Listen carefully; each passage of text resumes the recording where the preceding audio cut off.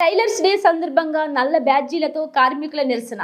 కేంద్ర బీజేపీ నరేంద్ర మోడీ ప్రభుత్వ కార్పొరేట్ విధానాల వల్ల చేతి వృత్తులు నాశనమయ్యాయని, రెడీమేడ్ రూపంలో దుస్తులు కుట్టే దర్జీలకు పని లేకుండా పోయిందని, టైలర్ వృత్తి మీద ఆధారపడి జీవించే కార్మికులకు సంక్షేమ బోర్డు ఏర్పాటు చేసి ఆదుకోవాలని టైలర్ వర్కర్స్ యూనియన్ సిఐటియు రుద్దూర్ మండల కన్వీనర్ మేటువారి నరేష్ కేంద్ర రాష్ట్ర ప్రభుత్వాలను డిమాండ్ చేశారు. అంతర్జాతీయ టైలర్స్ డే దినోత్సవం సందర్భంగా రుద్రూర్ మండలంలోని సులేమాన్ నగర్లో టైలర్ వృత్తిని కాపాడాలని నల్ల బ్యాడ్జీలు ధరించి నిరసన చేపట్టారు. ఈ సందర్భంగా మేటువారి నరేష్ మాట్లాడుతూ ప్రభుత్వాలు మారినా తమ బతుకులు మారలేదని ఆవేదన వ్యక్తం చేశారు.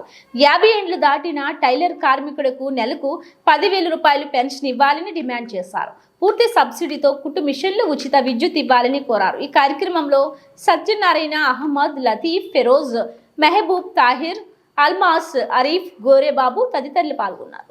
గుంటూరు మండలము సురంపారం గ్రామ టైలర్స్ డే సందర్భంగా మరి 50 సంవత్సరాల నుండి ఈ టైలర్ పని చేస్తూ చాలామంది బీదవాళ్ళు అయిపోయి బీదవాళ్ళు ఇప్పుడు కూడా బీదవాళ్ళు ఉన్నారు.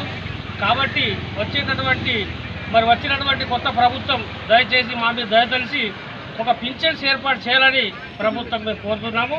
రెండవది, కొత్తగా మిషన్లు వచ్చినాయి.